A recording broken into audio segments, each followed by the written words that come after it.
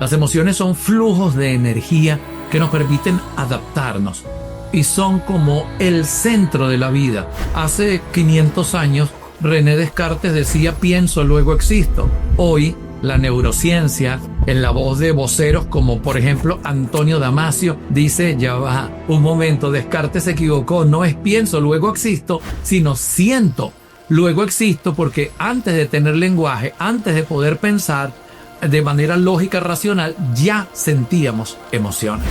La manera de pensar influye en la manera de sentir. La manera de sentir influye en la manera de actuar.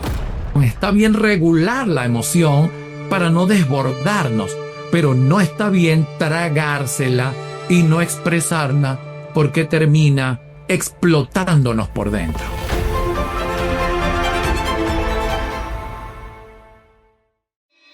El Dr. Reni Jagosensky es uno de los referentes más influyentes en psicología y superación personal en Latinoamérica. Es PhD en Psicología Cognitiva, doctorando en Neurociencias, magíster en Ciencias de la Conducta, psicólogo clínico y licenciado en Comunicación Social. Es un conferencista motivacional de alto impacto. Ha publicado miles de artículos que han ayudado a personas a cambiar su vida emocional, fortalecer su autoestima y mejorar sus relaciones.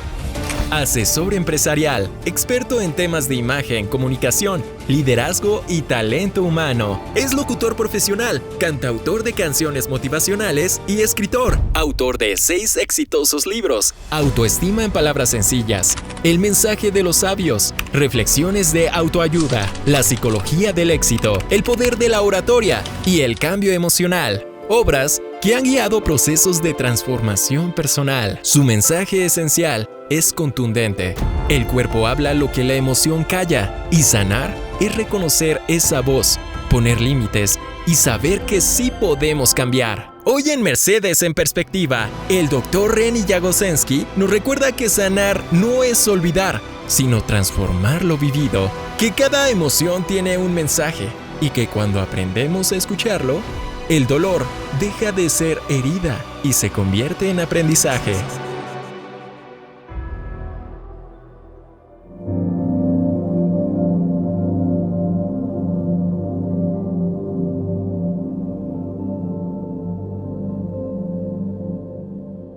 Bienvenidos a Mercedes en Perspectiva, un lugar en donde aprendemos, en donde sanamos y en donde crecemos juntos.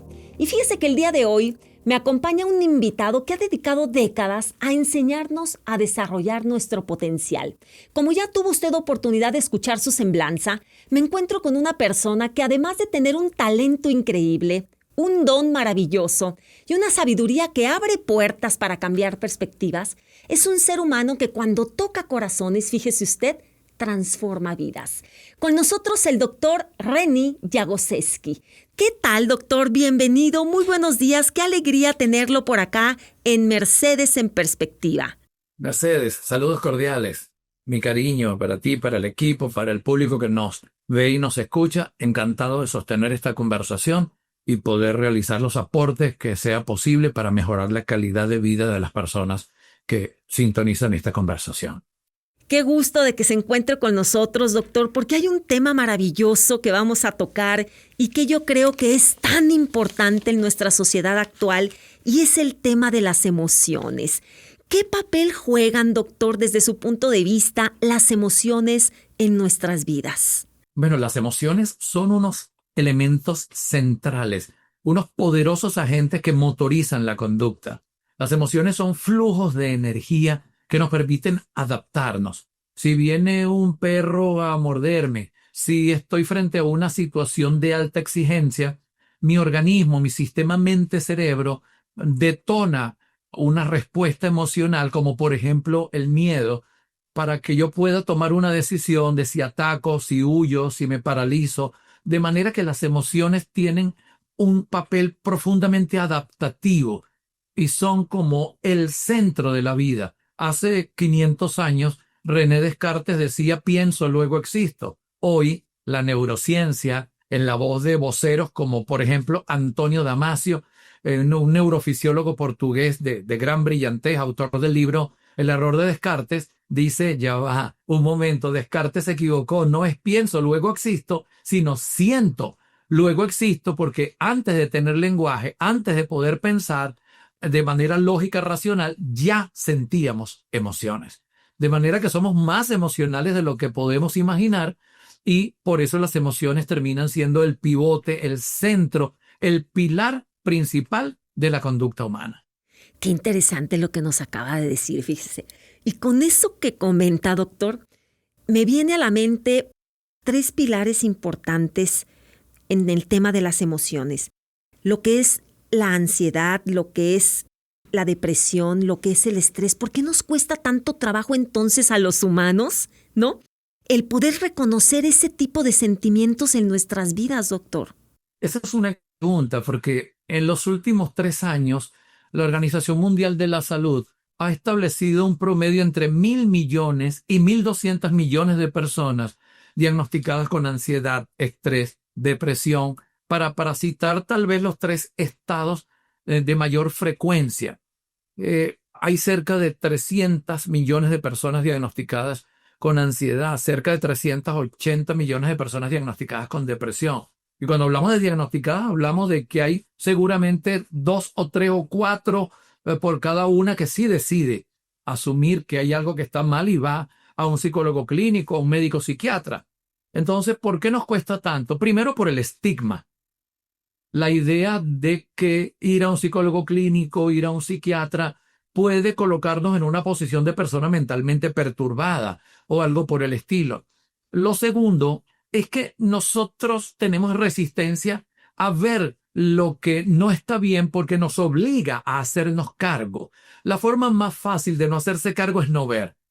El camino más corto es voltear la mirada, no querer ver hacia adentro. Yo recuerdo un alumno que me dijo hace como 15 años, me dijo, usted me va a disculpar, pero yo no quiero remover mi basura. Y yo le dije, caramba, pues el problema es que al no ver, no puedes resolver y el mal se va a perpetuar. Así que 1 es el estigma, 2 es no querer hacerse cargo. Y yo diría que son como los 2 puntos más fuertes por los que permanecemos allí. Y lo tercero, un poco en nuestra cultura latina, es esa idea mágica religiosa de esperar que las cosas se resuelvan por sí solas. Totalmente de acuerdo con usted. Yo recuerdo en mi infancia decían, bueno, el ir con el psicólogo es para locos. Era una cosa increíble, ¿no? Es que de verdad estaba como vetado el no permitir a las personas para ir a terapia. Y qué tan importante es el poder pelotear nuestros problemas, nuestros sentimientos, nuestras circunstancias con el especialista para cambiar perspectivas y poder ir poco a poco sanándolas. Antes de avanzar, sí me gustaría comentar sobre eso. Es tan cierto ese comentario que a veces solo hace falta hablar para uno poder ver aspectos que en la soledad, en la subjetividad, no se veían. Por eso es que se habla de que uno de los elementos claves, más allá de la metodología terapéutica, es la relación terapéutica. Cuando ya una persona se siente escuchada, comprendida, que puede poner sobre la mesa lo que está ocurriendo, ya comienza a ver aspectos de sí misma que en la soledad de la habitación no era posible ver. Totalmente de acuerdo. Y qué bien se siente el poder externar lo que uno piensa, siente, trae en la mochila cargando, ¿no? De culpas, de problemas, y hablarlo con una persona objetiva, conocedora, ¿no? De toda esta ciencia y que nos ayuda a ir poco a poco sanando estas heridas que traemos. Doctor, y entonces, a ver, ahora, ya que yo ya entendí que tengo estrés, ya que yo ya entendí que tengo ansiedad o depresión, ¿cómo entonces lo voy a resolver? Bueno, lo primero es darse cuenta, lo segundo es asumir responsabilidad, porque nos cuesta mucho, y eso es algo que menciono en uno de mis libros. Yo tengo 6 obras, una de ellas que tiene que ver con este tema, se llama El cambio emocional. Yo hablo de 2 conceptos allí muy importantes: responsabilidad emocional y creación emocional. Nosotros tenemos responsabilidad en nuestras emociones, pero con frecuencia nos ponemos en una posición como de testigo o de víctima y decimos es que me miró de una forma desagradable, es que me habló de cierto modo, es que yo no conocía a mi padre. Y terminamos creyendo que esos agentes externos son los que condicionan nuestra reacción y nos justificamos de por vida. Pero resulta que no es exactamente así. Como decía Stephen Covey, el problema no es el problema, sino lo que hacemos con el problema. El problema no es si está cayendo la lluvia, el problema no es si hay demasiado sol, el problema es qué hago yo al respecto. Puede ser que me duela la cabeza, pero ¿y qué estás haciendo al respecto? O que me falte dinero, o que mi pareja me dijo ya no te quiero más, me voy a divorciar. Entonces, la pregunta es, ¿me voy a echar a morir o voy a hacer algo para resolverlo? Y allí, tener conciencia de lo que está ocurriendo, responsabilidad de que yo puedo influir en mis emociones, que ese estado emocional no llegó de la nada. La psicología cognitiva nos enseña que tal como pienso, siento y tal como siento, actúo. Si yo creo que algo es bueno para mí, me siento bien. Si yo creo que algo es malo para mí, me siento mal. La manera de pensar influye en la manera de sentir. La manera de sentir influye en la manera de actuar. Hay un entrelazamiento. Así que la pregunta es, ¿puedo yo mirar las situaciones de mi vida de un modo distinto? Como decía Greg Braden, si quieres cambiar, debes comenzar por cambiar la manera como te ves a ti mismo, a ti misma. Si quieres cambiar, debes comenzar por modificar la manera como te ves a ti mismo, a ti misma. Y a veces no es un tema solo subjetivo. A veces hay que resolver un problema práctico. Por ejemplo, se murió un hijo. Por ejemplo, me acaban de despedir del trabajo. Por ejemplo, después de 20 años de matrimonio, he descubierto que mi pareja tiene un amante. Y hay eventos que son objetivos, que son realistas, que no es una invención del sujeto, de la persona. Pero muchas veces lo que nos enferma no son los eventos. Resistencia al cambio, esquemas de dependencia, esquemas de reactividad, esquemas de intelectualización. Una persona me dice, mi amor, tú me amas, mi pareja. Entonces yo, como no sé ponerme en contacto con mis sentimientos, lo que hago es intelectualizar una respuesta. Bueno, se ha comprobado que las parejas, después que tienen tantos años, en vez de ponerme en contacto con mis emociones. Resumiendo, me doy cuenta, asumo responsabilidad emocional, descubro que yo sí puedo crear estados emocionales y cambio mi manera de pensar. Incluso hasta cambiando la posición corporal, haciendo ejercicio, cambiando la alimentación, es posible modificar las emociones. Y lo otro es que, sí es verdad, a veces hay problemas que son objetivos, no es una creación de la mente, la persona puede estar atravesando una situación crítica, un duelo, y entonces hay que abordar el aspecto interno, subjetivo, cognitivo, pero también hay que abordar a veces el aspecto situacional, ambiental, que tiene que ver con los agentes del entorno. Qué bien lo está explicando y me encanta. Me encanta esa necesidad que tenemos los seres humanos de cuidar lo que pensamos. Porque la mente, decían en mi infancia, la mente es la loca de la casa. Si tú no ejerces control en lo que piensas, difícilmente vas a manejar lo que sientes. Y si no manejas, como bien lo dice usted, lo que siente, pues entonces no tienes control con lo que haces, hacia dónde vas, cuál es ese propósito de vida que tú tienes, ¿no? Qué importante. Y fíjese que entonces me lleva a una pregunta. ¿Qué sucede cuando reprimimos este tipo de emociones por tantos años? ¿El cuerpo también se enferma? Sí, ese es un serio problema porque existe la experiencia emocional y la expresión emocional. La experiencia es lo que siento y la expresión es lo que yo hago con eso que siento. Y si yo me empeño en frenar, en reprimir la emoción, esa emoción no va a desaparecer porque las emociones son flujos de energía. Lo habíamos dicho hace instantes. Entonces, ¿qué es lo que ocurre allí? Empieza esas emociones a girar dentro del circuito corporal y entonces empieza a afectar el intestino, empieza a haber problemas de digestión, empieza a dolernos la cabeza, empezamos a tener alergias. La elevación del cortisol tiende a afectar el sistema inmune. Si yo sigo recordando, rememorando un agravio que me hizo un hermano, que me hizo un jefe, que me hizo una novia, etcétera, y empiezo a sufrir ansiedad, depresión, a perder el sueño. El cuerpo empieza a gritar lo que la emoción calla. Así que es importante expresarlo.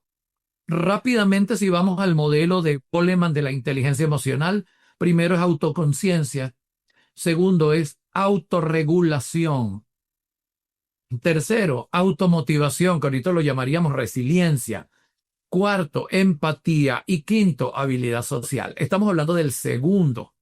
Estamos hablando de la autorregulación. Está bien regular la emoción para no desbordarnos, pero no está bien tragársela y no expresarla porque termina, y lo voy a decir de una manera sencilla y popular, termina explotándonos por dentro.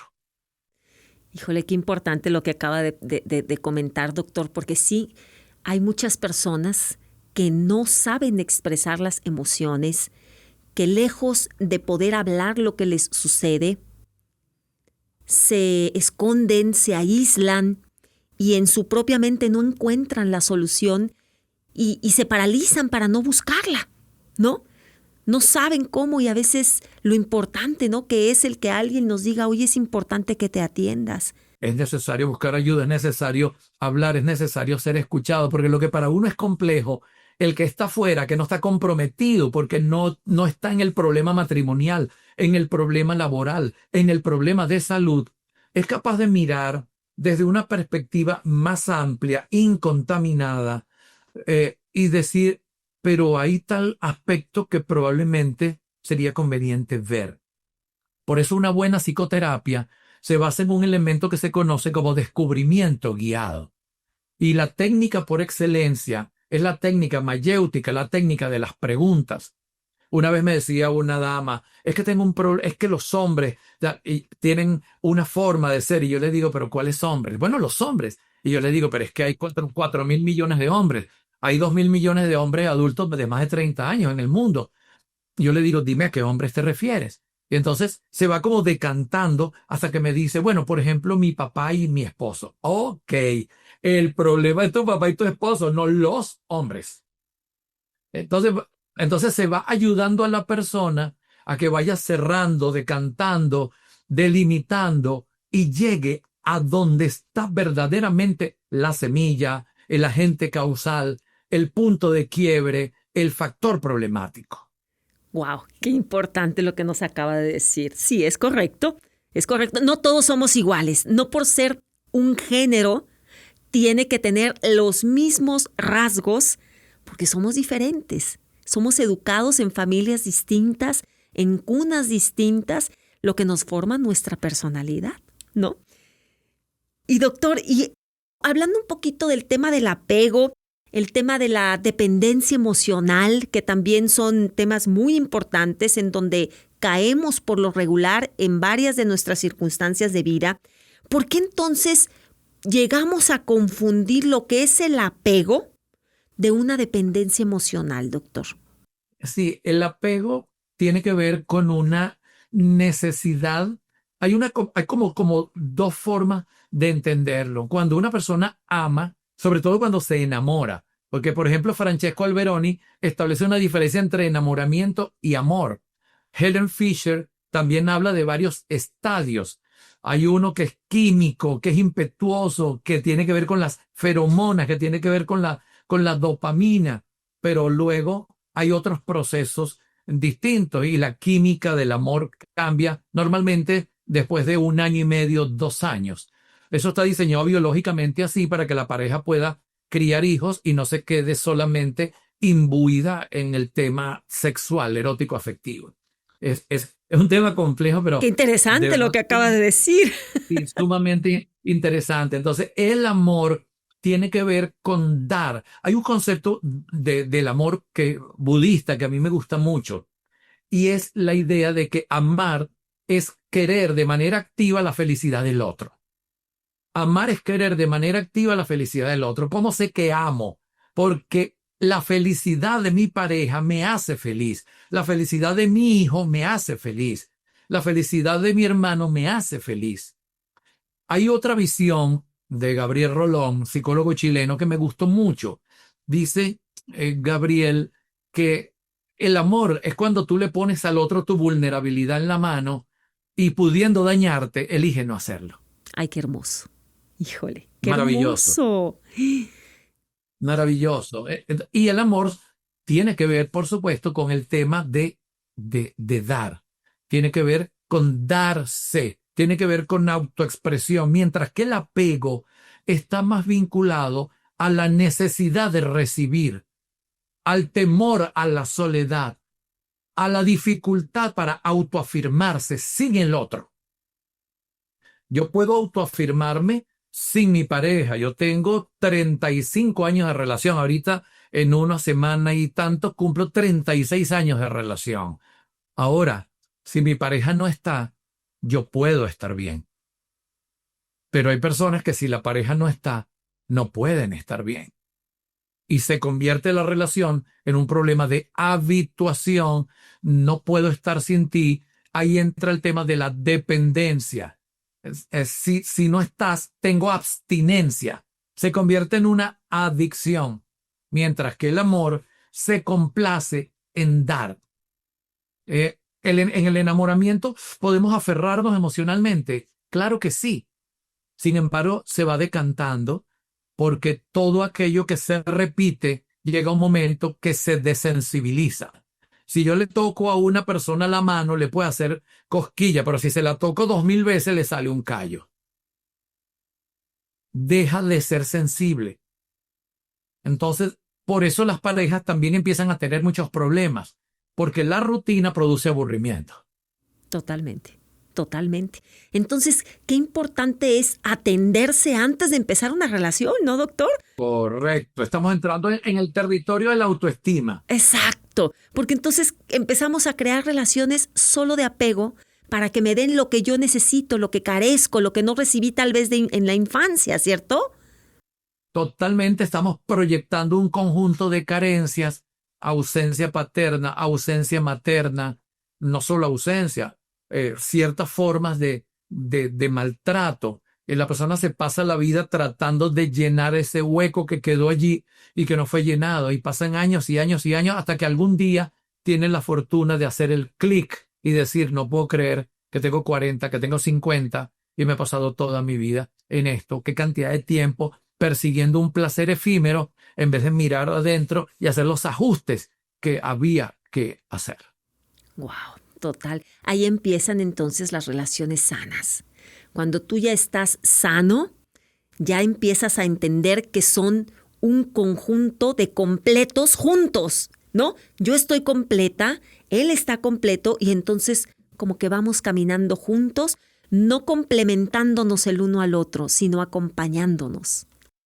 Sí, el complemento puede funcionar porque, por ejemplo, yo puedo ser muy profundo, intelectual y mi pareja, ella es un poco más práctica y concreta, aterrizada en lo material. ¿Se logró? ¿No se logró? Si la persona que se inscribió pagó, no pagó. Y yo estoy ocupado es en aprender y enseñar. Yo lo que quiero es sanar corazones, mentes, almas. Entonces, su estilo práctico para mí es beneficioso porque es la parte que a mí me falta. Entonces la voy aprendiendo con ella en el tiempo. Y la parte mía profunda, esa entrega, ese compromiso gigantesco que lo tengo desde que tengo 16, 17 años. Eso no fue porque estudié. Yo lo que hice fue, como decía William James, darle al deseo capacidad.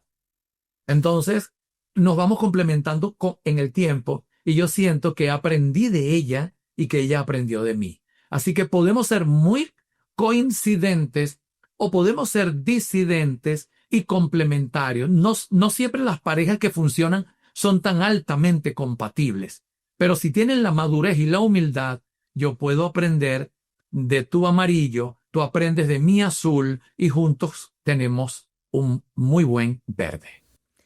Qué padre lo que nos está comentando, doctor, porque sí, tiene toda la razón. Y qué bonito entonces, como lo comenta usted, es el complemento en la pareja. Que cada quien siga su rumbo haciendo lo que quiere hacer, lo que lo hace feliz, mientras la pareja complementa lo que a uno le falta para crecer. qué bonito lo que nos está comentando. Y hablábamos entonces de lo que era la vulnerabilidad. ¿Qué papel juega entonces, doctor, la vulnerabilidad en una relación sana, no en una relación tóxica, en una relación sana? La vulnerabilidad es importante porque nos permite quitarnos la careta, nos permite despojarnos del sistema de protección del ego y decir, tengo lados luminosos y tengo lados no tan luminosos. Yo recuerdo que una vez estaba yo hace 26 años, lancé mi primer libro, Autoestima en Palabras Sencillas, y recuerdo que un amigo yo le dije que si me podía dar un cigarrillo y me dijo, oye, qué raro, el hombre de la autoestima fumando. Y en ese momento hice conciencia de eso y al día siguiente dejé de fumar. Es decir, en ese momento entré en conciencia y dije, esto es una debilidad para alguien que va a trabajar y que está trabajando en el mundo de la superación personal y que va a enseñar autoestima. Igual ocurre en el terreno de la pareja y más nunca volví a fumar, por supuesto. Entonces, igual ocurre en el terreno de la pareja. La vulnerabilidad te permite que eso que inicialmente te duele porque te estremece en el ego, que te dice, oye, pero ya va, no me hables así, yo no soy tu hija. No me regañes tanto. Y no actúes como un papá. Entonces, uno puede tener la primera reacción como que es una crítica a la importancia personal, o sea, el ego. ¿Qué es el ego? El ego es una creación mental, subjetiva, cultural, lingüística, dicen las visiones más recientes. Como dice Osho, el ego es todo lo que tú dices después de decir yo soy.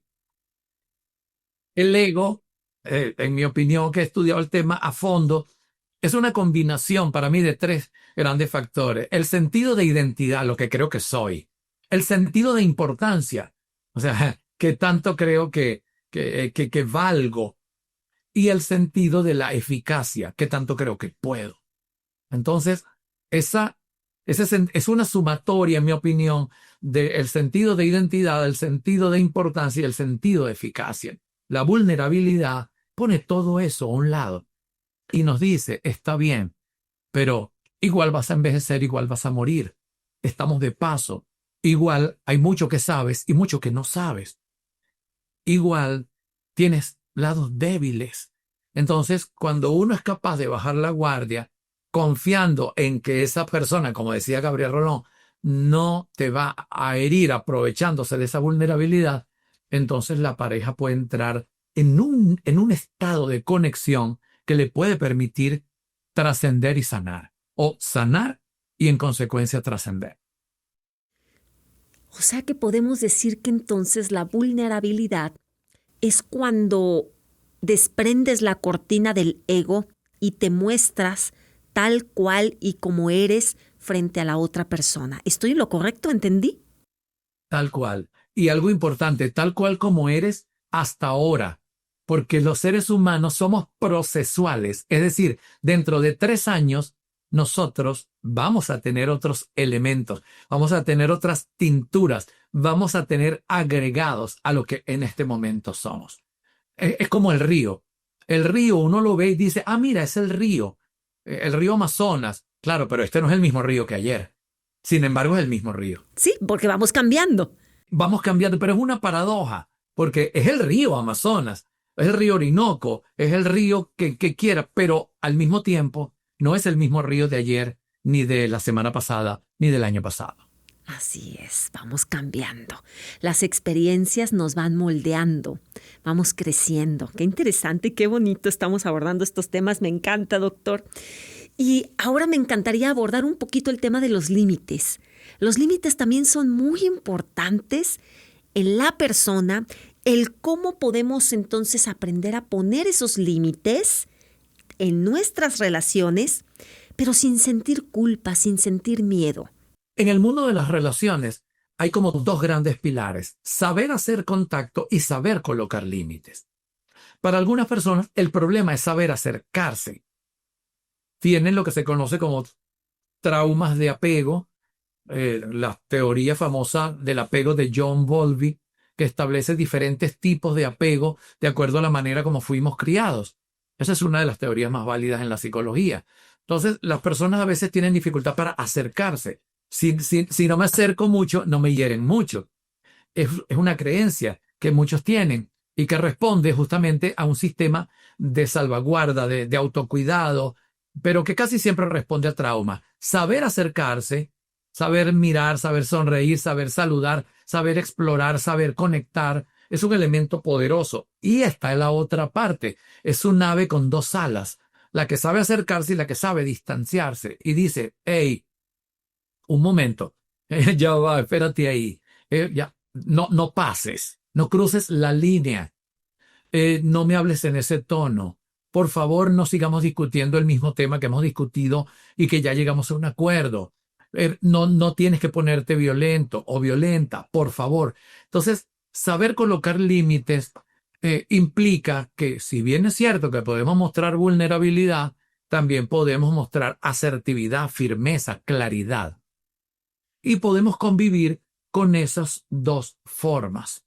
Hay un lado blando y hay un lado que no es tan blando. Hay que tener cuidado de que este lado blando no nos convierta en víctimas y que este lado firme, claro, fuerte y asertivo no nos convierta en victimarios. ¿Cómo a veces nos hace falta esa valentía para poder, como bien dice usted, poner esos límites y no permitir que agredan a nuestra persona, a nuestra imagen, a nuestra identidad, y poder entonces establecer relaciones sanas, de respeto? A veces hay que saber autoafirmarse. Yo recuerdo una vez que me conseguí un amigo que había estudiado conmigo comunicación social, que fue mi primera carrera, y me dijo, sí, yo vi que tenías por ahí unos libritos. Y, No. o sea, quitándole valor. Y ese primer libro se había agotado en 3 meses, había sido un éxito, y además era un libro, 250 páginas, 53 libros de referencias, era toda una obra, que ahorita le estoy cambiando el nombre, se va a llamar Operación Autoestima, y pronto estará en Amazon. Y entonces yo le dije, un momentito, le dije, no le quites el valor, no le pongas el diminutivo, le dije. No es un librito. Entonces, puse un pequeño límite para no dejar flotando esa forma de subestimación. Eso ocurre mucho en las relaciones, porque a todo el mundo no le gustan las mujeres, los extranjeros, la gente de color, los gordos. O sea, nosotros somos seres que tenemos preferencias y diferencias. Hay gente que nos gusta, cosas, conductas que nos gustan en las personas y otras que no. Entonces, por una parte, aceptamos y privilegiamos, y por otra parte, desdeñamos y rechazamos. Es parte de la trampa mental de pensar ese juego de yo estoy bien, tú estás mal. Por eso a veces las personas tienen que aprender a autoafirmarse, no desde el ego, desde la autoestima, desde el sentido de respeto, de aprecio y de autovaloración. ¿Y cómo aprendemos entonces a autoafirmarnos, doctor? Necesitamos aprender a hacer. Ogmandino, en uno de sus libros, decía, cuenta tus dones. Cuenta tus dones.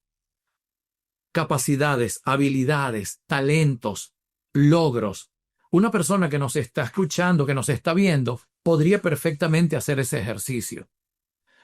Desde que tiene razón, 5 años, 6, lo que recuerde, todas las cosas. Aprendí a caminar, aprendí a hablar, aprendí a escribir, aprendí a sumar, restar, multiplicar, dividir, aprendí a cantar, aprendí a declamar poesías. Cuando uno hace toda esa lista de logros, dones, habilidades, talentos, uno dice, puedo continuar con esto.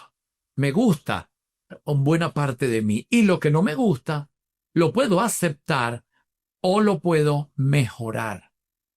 Porque hay aspectos que uno los puede haber dejado y teniendo 40, 50 años dice, caramba, nunca he podido resolver este asunto, pero lo voy a hacer ahora.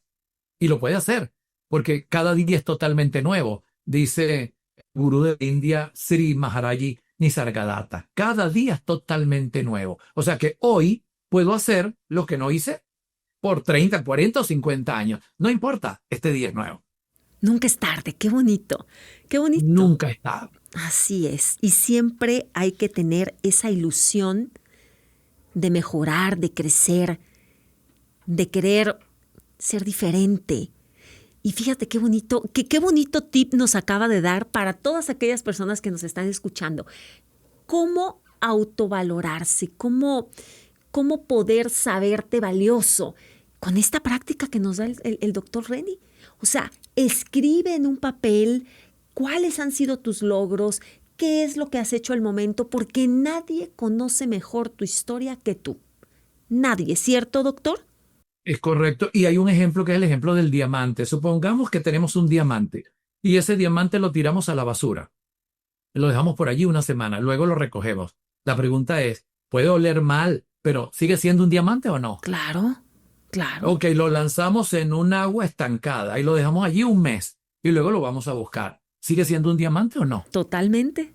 Lo podemos envolver en un trapo, en una ropa vieja, etcétera, y luego lo sacamos de allí y lo volvemos. ¿Sigue siendo un diamante o no? Sí. Sí, su valor es inalterable, pero nosotros creemos que si me di un golpe en la cabeza, si fui reprobado en una asignatura en la universidad, si mi pareja me dijo que ya no me quería, si tuve el fallecimiento de un hermano, si por alguna razón perdí el empleo, entonces creemos que el diamante va dejando de ser diamante, ya no vale 10, ahora vale 8, después 7, después 4, y a los 60 años una persona puede genuinamente creer que ya no vale 10, sino 2. No, sigues siendo un diamante. Qué belleza, qué deleite estar platicando con usted. Recuerde que estamos platicando con el doctor Reni. ¡Qué barbaridad! Psicólogo clínico, fíjese nada más. PhD en psicología, conferencista, escritor y mucho más.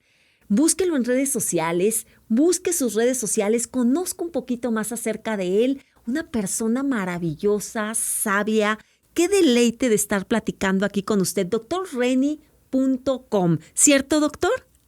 Esa es la página web, sí. Y la red @Dr. Reni, doctor escrito, palabra completa. No abreviado. Y Reni con doble N-Y. Doctor Reni, ahí estoy para servirles. Oiga, doctor, y hablando, ahora me gustaría también abordar el tema del narcisista. ¿Cómo ve? El tema del narcisista es un tema que verdaderamente ahora ha estado, yo no lo escuchaba desde antes, ahora es como una revolución hablar de los narcisistas, ¿cierto? ¿Cómo podemos identificar los rasgos de una persona narcisista, doctor?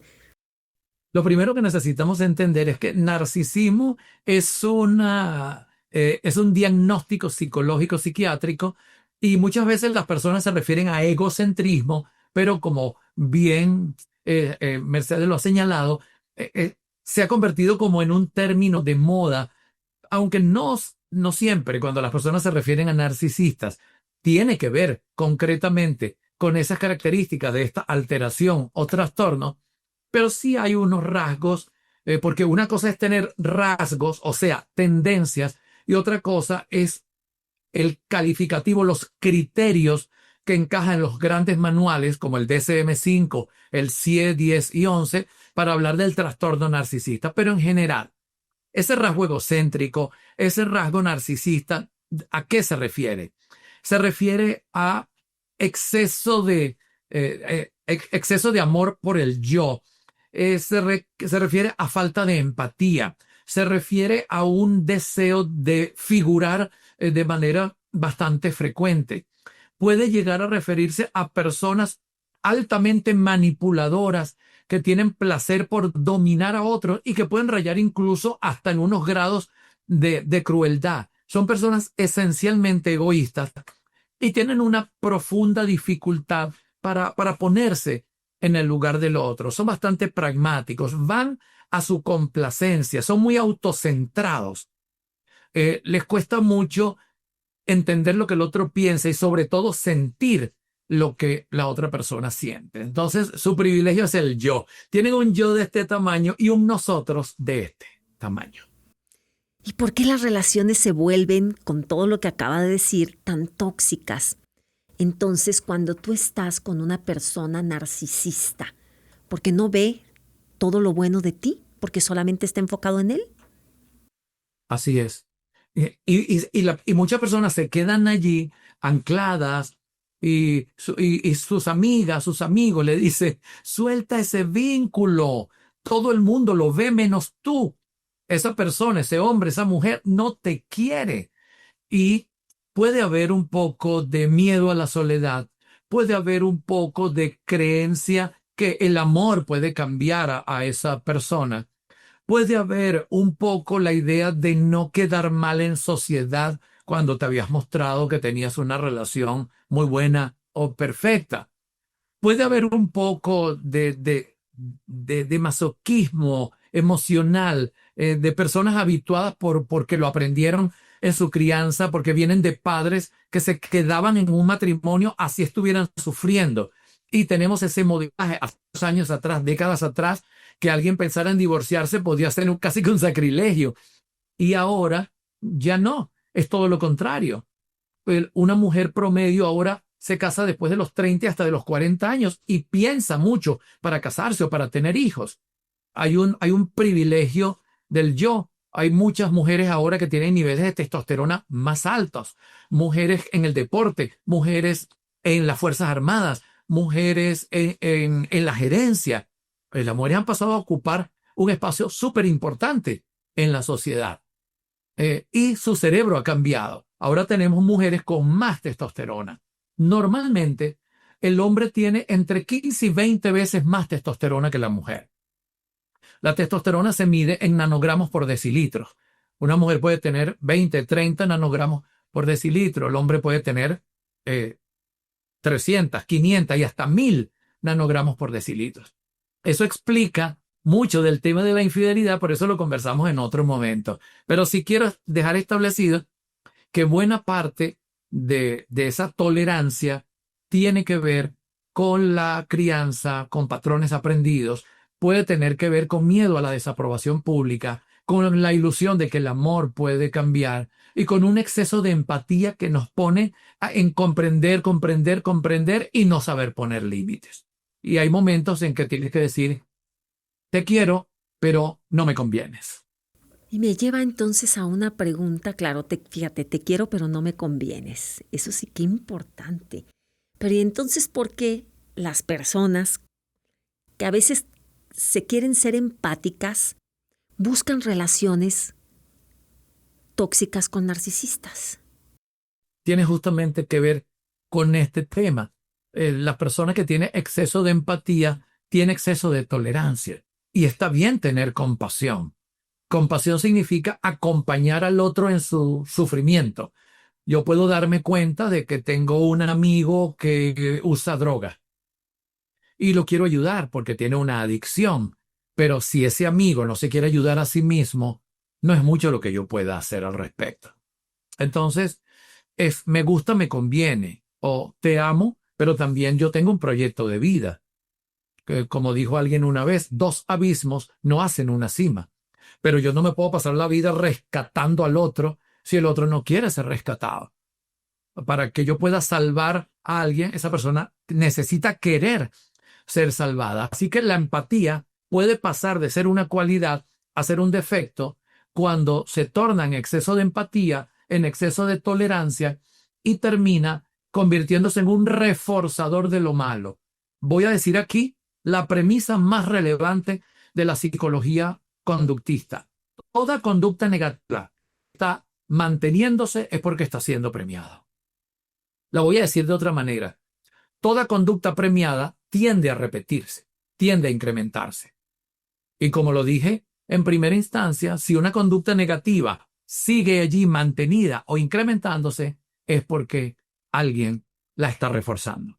Y a veces la persona tan empática, con su buena fe, no entiende que en vez de ayudar, está dañando. Porque si el padre no permite que el niño o la madre, que el niño se caiga y se levante, el niño nunca aprende a caminar.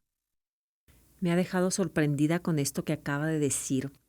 Y me imagino yo que se maneja frustración entonces en aquella persona que está constantemente buscando ser empática con el otro. ¿Cómo maneja esa frustración cuando el otro no cambia? ¿Cómo se debe de manejar? Hay varias fuerzas de cambio. Uno puede cambiar por ética, lo que yo creo que es bueno o malo. Uno puede cambiar por moral, lo que la sociedad cree que es bueno o malo. Uno puede cambiar por ley. Si yo robo, me estoy exponiendo a que me abran un juicio y recibir un castigo, porque la ley es punitiva. Si hace esto, va a pasar esto. Pero si yo no cambio por ética, si yo no cambio por moral, por presión social, si yo no cambio por la ley, voy a cambiar por el sufrimiento. Y si yo no hago nada, el sufrimiento me lleva a enfermarme físicamente. Es decir, la rueda de la espiral se va haciendo cada vez más intensa y la persona, si no aprende la primera lección, va a aprender la segunda, si no va a aprender la tercera, pero va a terminar aprendiendo. Alguien me dijo una vez en un programa de radio, y si no aprende en esta vida, yo le dije, lo aprenderé en la otra. Así, no se preocupe, cada quien tiene su proceso. No se preocupe, si no lo aprende en esta, lo va a aprender en la otra, pero de que lo va a aprender, lo va a aprender. Lo va a aprender, es parte de su proceso. Oiga, doctor, ¿qué recomienda usted de manera práctica a aquellas personas que manejan obviamente esa frustración, pero que no quieren seguir absorbiendo emociones propias del otro? Bueno, lo primero es partir del autoamor, preguntarse cómo esto me está afectando. Uno primero debe ver el problema para luego encontrar la solución, porque si no sé cómo es la cerradura, no puedo saber cuál es la llave. Tengo que entender la naturaleza del problema. Es decir, el exceso de permisividad, el exceso de tolerancia me está trayendo problemas y tengo que poner límites sobre la base de mi autoprotección. Que por cierto, en estos días tengo una conferencia virtual que se llama así, Protección Emocional, justo para estos casos. ¿Por qué? Porque hay un punto en que te proteges, luego lo vas a lamentar. No solo por el sufrimiento, sino por los años. Yo conozco personas, el 80% de mi público es femenino. Yo tengo cerca de 300,000 seguidores en todas mis redes. Y un 80%, casi 80% son mujeres. Y muchas de esas mujeres me dicen, lamento no haber tomado una decisión hace años atrás. Lamento no haber tomado una decisión hace años atrás. Es importante, porque ¿de qué sirve el remedio cuando ya el paciente ha muerto? Hay que saber cuándo tomar decisiones. Tienes que colocar el ingrediente a lo que estás cocinando en el momento correcto. Así que hay que aprender a decir no. Hay que aprender a frenar. Hay que aprender a retirarse. A veces hay que poner distancia. Una vez una persona me dijo, ¿y si se trata de mi mamá? Le dije, bueno, hay formas de distancia. Por ejemplo, no discutes más con ella. Está bien, mamá, lo voy a pensar. Gracias, no pienso igual, pero no polemizas, no la hieres. No formas parte del problema. Porque los círculos viciosos en las relaciones de familia, de pareja y también en el mundo laboral tienen que ver con que las personas participan. Una vez, hace muchos años, descubrí que en mi relación de pareja yo tenía un círculo vicioso. Mi pareja no hablaba y yo me molestaba y le levantaba la voz. Y entonces como yo le gritaba, ella decidía guardar silencio. Y como guardaba silencio, yo me molestaba y le gritaba. Y como yo le gritaba, ella guardaba silencio. Y entonces un día yo dije, aquí está pasando algo porque esto se me está repitiendo. Y le dije, necesito que hablemos. Y me dijo, cámbiame entonces el tono de la voz. Y yo le dije, pero tú te comprometes a no hacer silencio. Que tú respondes y yo cambio el tono de la voz y rompimos el círculo vicioso. Yo dejé de hablarle en ese tono tan intenso y ella dejó de protegerse con el silencio. Resolvimos el problema. Pero para eso se requiere claridad, se requiere humildad, se requiere coraje, se requiere ver el error, no seguir defendiéndose para tener razón a la fuerza, sino decir, ambos estamos haciendo algo que no es correcto. Y así fue como lo pudimos resolver. Mis respetos, qué bonito. Y hablando de círculo vicioso, doctor, de relaciones tóxicas y de relaciones sanas, ¿cómo podemos diferenciar una relación sana de una tóxica? Eso es interesante porque la relación sana es una relación que normalmente tiene amor, normalmente tiene proyecto, normalmente tiene una comunicación relativamente saludable, lo que hace que la relación sea perdurable es el afecto, los acuerdos, el proyecto, el grado de satisfacción. Y una relación tóxica ataca todo eso. La relación tóxica hace que el vínculo sea displacentero. Es una permanente crítica, confrontación o manipulación desde la posición de víctima. ¿Manipulamos cómo? Manipulamos distanciándonos, manipulamos amenazando, manipulamos haciendo que el otro se sienta culpable, haciéndole chantaje emocional. Cada uno por su lado, no me involucro en tus asuntos, no me importan. Hay distintas formas de generar toxicidad en la relación y podemos diferenciarlo porque se reduce el placer, se reduce la sinceridad, se reduce la conexión sobre la base de algún proyecto en concreto, que bien puede ser un proyecto productivo o puede ser un proyecto como los hijos, por ejemplo. Y la relación tóxica es más de dominación que de integración. La relación sana es más de integración que de dominación. Es una relación que la relación sana no aprende de los errores. La relación tóxica tiene dificultad para aprender de los errores y estos terminan perpetuándose. La relación sana, ambos saben hacia dónde van, qué es lo que están haciendo allí, qué buscan. En la relación tóxica los intereses tienden a ser muy egoístas. Estos son algunos de los aspectos que nos puede ayudar a entender cuando estamos en una relación tóxica. Y la base, por supuesto, es que genera sufrimiento. Es el factor número uno.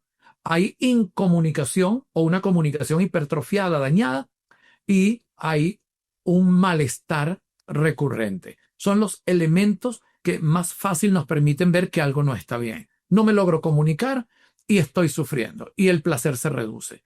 Esos tres son como los síntomas clave y cuando intento resolverlo, me vuelve el círculo vicioso y no logramos avanzar. Y yo supongo que entonces el origen de la personalidad de una persona que ejerce toxicidad es que tiene una herida emocional no resuelta. Y me gustaría mucho abordar o preguntarle cómo reconocer entonces cuando tenemos una herida emocional que tenemos que atender para impedir tener relaciones tóxicas con las personas a nuestro alrededor, ya sea pareja, trabajo, como sea. Muy bien, eso es una excelente pregunta. ¿A qué llamamos herida? Herida es el nombre moderno para lo que antes normalmente llamábamos trauma. ¿Ok? Herida es la palabra más en boga para hablar de lo que antes decíamos es un trauma. Normalmente tiene que ver con rastros, restos de situaciones que fueron muy dolorosas para nosotros, que dejaron una huella emocional y corporal, eso que Antonio Damasio llama el marcador somático. Entonces tenemos situaciones no elaboradas, no trabajadas, no sanadas, no resueltas, y esas heridas pueden ser heridas que se manifiestan como miedo frecuente, miedo, ansiedad, que se manifiestan como apego, dependencia, que se manifiestan como exceso de empatía, exceso de tolerancia vinculado también con el tema de abandono. Por ejemplo, búsqueda de aprobación constante. Una persona que para tomar una decisión siempre tiene que preguntarle a su pareja, a su papá, a su mamá, a su hermano, a su jefe. Esos aspectos, miedo, la búsqueda de aprobación, la dependencia, la permanente dificultad para tomar decisiones, todo ese tipo de manifestaciones que estamos mencionando responden normalmente a patrones. Un patrón, una pauta, un esquema, nos está hablando de un hábito, pero un hábito cuyo resultado final es el mismo. Eso que Eric Berne llamaba juegos en los que participamos. ¿Qué significa un juego psicológico? Un patrón de conducta que siempre me lleva al mismo resultado negativo predecible. Eso es lo que se conoce como conducta neurótica. Una conducta neurótica es un patrón de conducta que sabotea mi felicidad y que sabotea mis metas. Así de sencillo. Una vez le preguntaron a Albert Ellis, uno de los grandes de la psicología cognitiva, ¿qué es para usted un patrón neurótico? O sea, ¿qué es una persona neurótica? Y él dijo, Una conducta neurótica es un comportamiento estúpido que proviene de una persona inteligente. Una persona puede ser inteligente, pero puede tener patrones de conducta autosaboteadoras. Somos muy lúcidos en temas productivos, por ejemplo, pero somos muy torpes en temas del amor, por ejemplo. O somos muy buenos para hacer negocios, pero muy malos para cuidar nuestra salud. Entonces tenemos conductas autosaboteadoras y eso se conoce como conductas neuróticas, y esos patrones, cuando se quedan allí almacenados, normalmente los llamamos traumas o los llamamos heridas. Me acaba de dejar anonadada con todo lo que estamos aquí aprendiendo con usted. ¿Qué tipo de emociones, desde su punto de vista, doctor, son las más destructivas cuando se acumulan? El miedo, principalmente el miedo. Miedo es un abanico. La familia del miedo está compuesta por miedo, temor, ansiedad, angustia, terror y pánico. Pero no vamos a deslindar todo eso. Eso lo pueden conseguir en mi libro El Cambio Emocional. ¿Ok? Eso está en Amazon.com. O sea, lo pueden pedir desde 100 países y se los envía. O lo pueden descargar. El cambio emocional. Sí, cómo pasar de las emociones negativas a las emociones positivas. Ahí sí hago ese deslinde de temor, miedo, ansiedad, angustia, terror, pánico. Pero miedo. Vamos a englobarlo dentro de la familia del miedo. La culpa. ¿Por qué el miedo y la culpa son tan centrales? Porque el miedo se basa en algo que creo que va a ocurrir en el futuro y la culpa se basa en algo que ya ocurrió. Por eso es que el budismo zen, por ejemplo, estas doctrinas basadas en el presente, o la terapia gestáltica, que nos dice aquí y ahora, porque cuando nos pasamos la vida en el pasado, podemos experimentar o nostalgia, ay, qué buena era ella, pero ya no está. O podemos experimentar culpa, no debí haberlo hecho, no debí haber abandonado los estudios. Yo abandoné mis estudios por 11 años y después de 11 años tomé la decisión de volver a estudiar. Y gracias a Dios y afortunadamente, cuando yo entré a estudiar, yo le llevaba de distancia como 10, 12 años a los demás. Yo tenía 28 y yo estaba con jovencitos, con muchachos que tenían 18, 17, 18 años. Entonces, a veces por esas decisiones nos sentimos mal. El miedo, la culpa, la tristeza crónica. ¿Por qué digo crónica? Porque uno puede sentirse triste porque un ser querido se fue a vivir a otro país, un amigo y ya no vamos a poder compartir, o porque una pareja nos dijo adiós, ya estoy aburrido, aburrida. Pero si esa tristeza se queda allí alojada, pasa a convertirse en un gran problema. Y una emoción muy destructiva que es la ira, la rabia, la persona iracunda, que normalmente es intolerante a las diferencias. La persona triste tiene el patrón mental de que he perdido algo valioso. La persona atemorizada tiene la idea de que algo malo le va a ocurrir. La persona que vive en la culpa tiene la idea de que traicionó su código moral por algo que debió haber hecho y no hizo, o por algo que hizo y no debía haber hecho. Y la rabia tiene que ver con la defensa de un territorio simbólico o real que yo siento que está siendo vulnerado. Esas emociones, miedo, tristeza, culpa, rabia, y voy a agregar una, apatía, ese estado de desmoralización en que la persona no quiere ni moverse. Es que si mezclamos tristeza con apatía, probablemente con aburrimiento, con falta de propósito, encontramos depresión, que es un síndrome más complejo, porque a veces la depresión es por tristeza, a veces es por vacío existencial, a veces es por fracaso crónico. La persona volvió a fracasar, volvió a fracasar, volvió a fracasar, volvió a fracasar. Su ego, su sentido de eficacia se anuló y la persona entra en un código depresivo. No es tan simple como a veces lo dicen por allí. Es que la ansiedad es mucho futuro, la depresión, mucho pasado. No, esto no se resuelve con clichés. Hay que ir un poco más a fondo a la historia clínica de la persona para poder entender de verdad en sus circunstancias qué es lo que está pasando. Qué importante, ¿no? Saber manejar este tipo de emociones que dañan nuestras relaciones y no nos permiten dar lo mejor de sí. No nos permiten tener relaciones sanas. Y entonces, ¿cómo manejar la paz? cómo manejar la paz interior, doctor, en un mundo conflictivo, en un entorno de problemas, en un entorno poco sano? Esa es una gran pregunta porque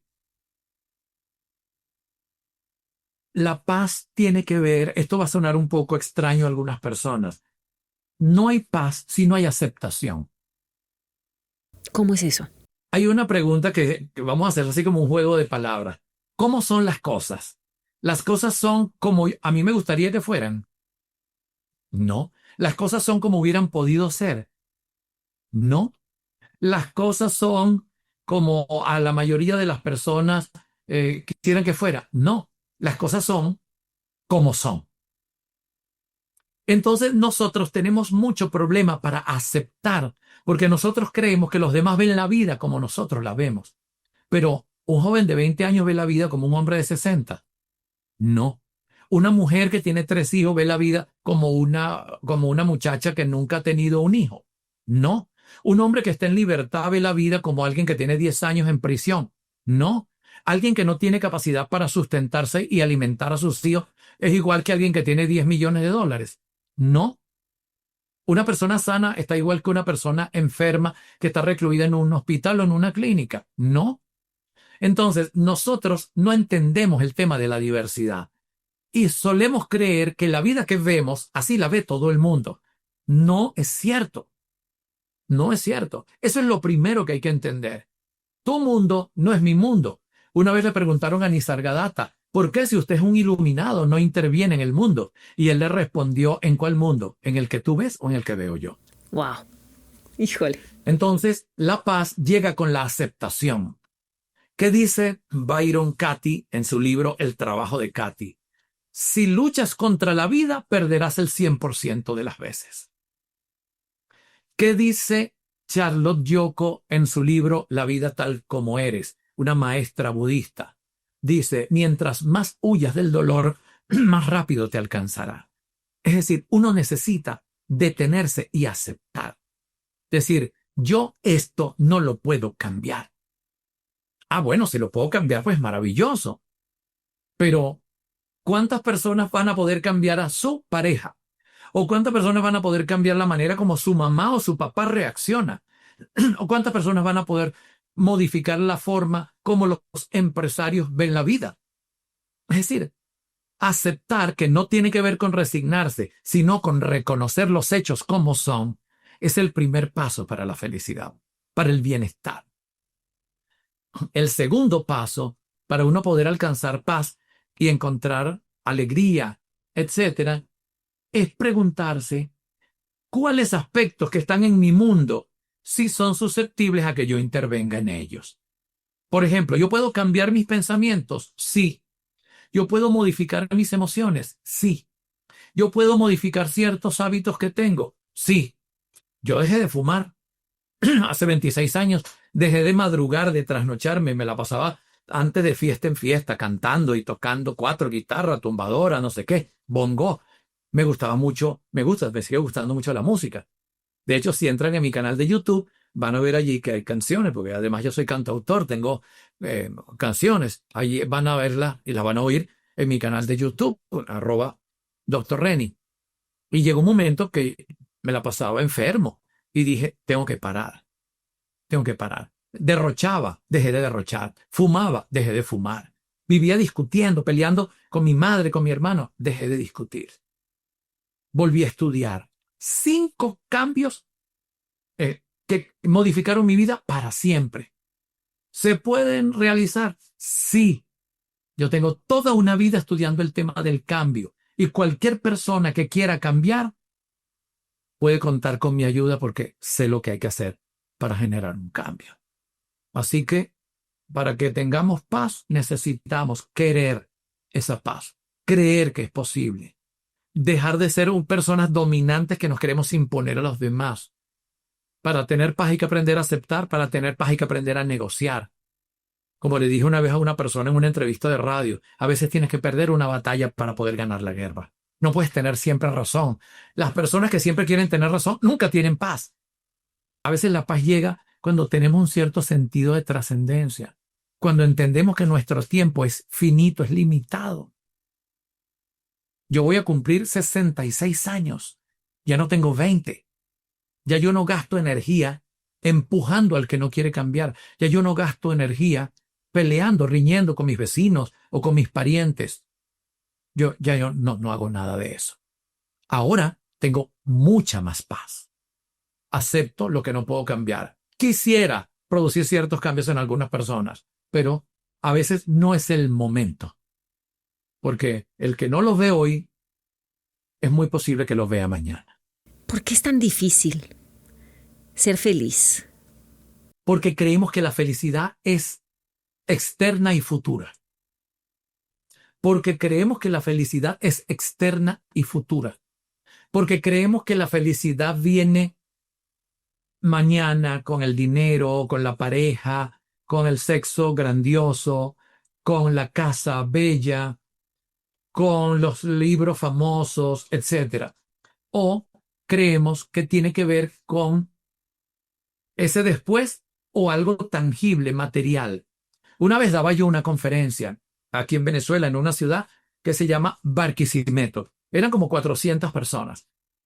Y una señora levanta la mano y me dice, profesor, ¿cómo hace uno para ser feliz? Estaba por allá al final, en las últimas filas de personas.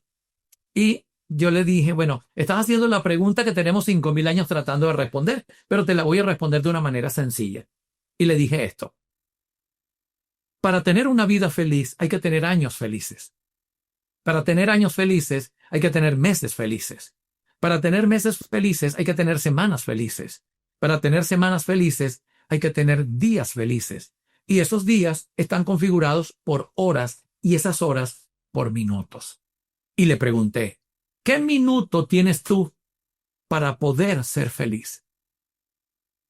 María Mercedes se hizo un silencio en aquel recinto y alguien por acá dijo, este. Y yo le dije, correcto. ¿Cómo puede una persona tener una vida feliz si no puede tener ni un minuto feliz, ni una hora feliz, ni un día feliz? Nosotros creemos que tenemos una vida. Pues te tengo noticias. Nosotros solo tenemos una situación de vida. El concepto no es mío, no me lo voy a endosar. Es de Eckhart Tolle en su libro El poder de la hora. No tenemos una vida, tenemos una situación de vida. Ya yo no estoy hace 10 años atrás, estoy aquí ahora. Y el momento cuando comenzó esta entrevista ya pasó. Y en unos minutos habrá pasado. Cada día es nuevo. Entonces, si tenemos una situación de vida esta, ¿por qué no comienzo a ser feliz ahora? ¿Cómo? Agradeciendo. ¿Cómo? Perdonando. ¿Cómo? Teniendo una visión optimista. ¿Cómo? Agregando sentido del humor. Acabo de dar 4 pistas. Perdonando, sano el pasado. Agradeciendo, valoro el presente. Teniendo una visión positiva de lo que viene, o sea, confianza, optimismo, futuro. Y 4, agrega sentido del humor. Hay tanto por lo cual reírse. En estos días eran las 10 de la noche y puse chistes mexicanos y chistes maracuchos. A mí me gustan los chistes mexicanos. Pongo a Adal Ramones, pongo varios humoristas que me llaman la atención. Yo sigo mucha gente de México. Yo tengo una especie de particular cariño con México. Me conozco algunos influencers de allí. He tenido conversación con algunos de ellos. Y incluso cuando yo era muy pequeño, mi madre viajó 2 veces a México y me trajo regalos de México. Entonces tengo como una idea en mi mente y estuve dando una conferencia en Playa del Carmen, una conferencia para parejas hace varios años. Entonces, lo que necesitamos al final de la historia para redondear la idea es que aquí y ahora tenemos una posibilidad franca. Y cuando alguien me pregunta ¿y qué hago con todo mi pasado? Yo digo, conviértelo en un trampolín para que en tu presente te puedas movilizar hacia el futuro, porque ese pasado no está. Yo sé que parece un cliché porque siempre se repite, pero no es un tema teórico. Es que lo entiendas y lo actúes, lo ejecutes, lo vivencies. que entiendas que esto es lo que hay. Y no te estoy pidiendo que renuncies a tu memoria ni a tu identidad. Lo que te estoy pidiendo es que no te quedes anclado en los lados oscuros de ese pasado, porque ya no está sucediendo. Alguien me preguntó, un tipo famoso de la televisión venezolana. Estaba yo en un canal de televisión que tenía una gran academia y yo estaba dando allí un curso. Y él me dijo, disculpe, profesor Jagoszewski, ¿a usted no le han pasado cosas malas? Porque si usted hace la mitad de lo que dice, debe tener una buena vida. Y yo le dije, no, sí, me han pasado muchas cosas malas. Mi madre murió de un cáncer terrible, mi abuela murió en mis brazos, mi padre fue atropellado, arrollado por un automóvil, me robaron un auto, después otro. O sea, yo le puedo hacer una lista. Tuve 2, 3 enfermedades duras, por fortuna las vencí. Y entonces él me dice, pero es que yo no lo veo que esté sufriendo mucho. Y mi respuesta fue esta, porque eso ocurrió en mi pasado, no está ocurriendo en mi presente. O sea, ¿por qué voy a sufrir por algo que ya pasó y que no puedo hacer nada por eso? Listo. Me dijo, muy interesante. Muy interesante. Pareciera que sufrir es una obligación. Pues no. No es una obligación sufrir. No te hace más espiritual sufrir. Todo lo contrario. Si eres una persona más feliz, si eres una persona más agradecida, si eres una persona más amable, si eres una persona con capacidad para dar, vas a mejorar tu mundo, tu microclima, tu familia, tu pareja, tus hijos, tu empresa. Y todo va a mejorar. ¿Suena muy utópico? Pues perfecto. Seguiré apostando a eso. Y no es porque el ambiente no tenga peso. Sí lo tiene. Claro que el ambiente tiene peso. Claro que el entorno influye. Pero, hey, nosotros podemos tener algo que se conoce como poder de veto. Yo puedo decir, no, gracias. No voy a ir. Déjame pensarlo, luego te respondo. Puedo estar aquí y al mismo tiempo puedo estar haciendo otra cosa. Yo puedo estar en la misma casa, en el mismo apartamento donde hay otra persona, pero yo puedo estar leyendo mientras que otro está bebiendo. Yo puedo estar reflexionando mientras alguien está peleando por allá en otra habitación. En muchas ocasiones salirse del ambiente puede ser necesario. Claro que sí. Claro que sí. Sin embargo, mientras nos toque estar donde estamos, comencemos allí donde estamos. Mucha gente se pasa la vida esperando el momento ideal. ¿Y sabes qué? El momento de sembrar no es el momento de cosechar. Siembra y cosecharás. Y solo se puede sembrar en el presente. Por eso se dice que el presente es un regalo. Así es. Así es. Ay, doctor, qué deleite el platicar con usted. ¿Qué sigue para el doctor Reni? ¿Cuáles son sus proyectos? Platíquenos un poquito. Bueno, voy a apuntar un poco más hacia la internacionalización. Ya yo en algún momento estuve en varios países. Estuve en México, estuve en Costa Rica, estuve en Colombia, estuve en 2 congresos mundiales, estuve en Perú, estuve en Argentina, estuve en Ecuador. Ahorita las situaciones en Venezuela son un poco complicadas, pero pronto seguramente voy a poder tener, y ahora más con el mundo digital, con el mundo virtual, voy a ampliar mi alcance. Estoy terminando 2 libros nuevos. Estoy terminando un libro sobre pareja. No voy a decir el título ahorita y estoy escribiendo otro libro que tiene que ver con el tema de la comunicación y el miedo escénico, que es uno de mis puntos fuertes porque yo dicto talleres de oratoria. Uno de mis libros más famosos es El poder de la oratoria, el arte de hablar en público. Bien, hay muchos planes. Pronto sabrán de mí porque me voy a enfocar con mucha fuerza en, sobre todo, 5 o 6 países, y uno de esos países es México. ¡Ay, qué emoción! Estaba esperando que dijera eso. Sí, claro que sí. Va a ser un honor tenerlo por acá. Un honor tenerlo por acá. Doctor, sus redes, sus contactos, platíquenos para que la gente lo siga, lo busque, ¿no? Sigue dando también consulta. Platíquenos un poquito. Sí, cómo no. Sí, atiendo consultas y asesoría, porque también soy asesor empresarial. Personas que tengan problemas para llevar adelante sus empresas, gente que tenga problemas de estrés, ansiedad, depresión, situaciones de pareja. ¡Wow! Es lo que más está a la orden del día. Muchos conflictos y mucha gente con temas de ansiedad. Debo decir que es un tema bastante frecuente.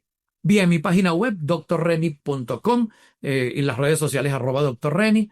Esto trabajo con mucha fuerza en Instagram, en esta nueva red de Threads, en Twitter, ahora llamada X. Así que en mi página hay más de 200, 300 artículos, allí pueden leerlo. Ya les hablé de mis libros en Amazon.com, seguiremos subiendo otras obras. Así que ahí está, doctor, palabra completa, Reni con NY, www.drreni.com. Estaré encantado en ayudarles, en orientarles, en responder sus dudas y en atenderles de manera privada si eso fuese necesario. Doctor, muchas gracias por su participación, muchas gracias por su disposición, por su tiempo, por dejarnos huella, por marcar un antes y un después con todo lo que platicamos. Este manejo de emociones verdaderamente es muy importante para poder tener mejores relaciones, una estabilidad en nuestro interior y poder emanar paz. Agradezco muchísimo, de verdad, todo lo que nos ha enseñado en esta entrevista. Lo atesoro de verdad con todo mi corazón. Va a ser la primera de muchas. Así que gracias de verdad por su tiempo. Ha sido un honor el haber estado platicando con usted. Muchas gracias, doctor. Querida, muchas gracias. Ha sido un placer. Excelente conversación. Mi cariño para todos. Muchas gracias, doctor. Y muchísimas gracias a ti también que nos escuchaste. Estoy segura que esta entrevista te sirvió, te sumó. Compártela con tus amigos, con tu familia y sé parte de esta comunidad Mercedes en Perspectiva que está cambiando historias. Yo soy Mercedes López y te deseo que tengas un día espectacular.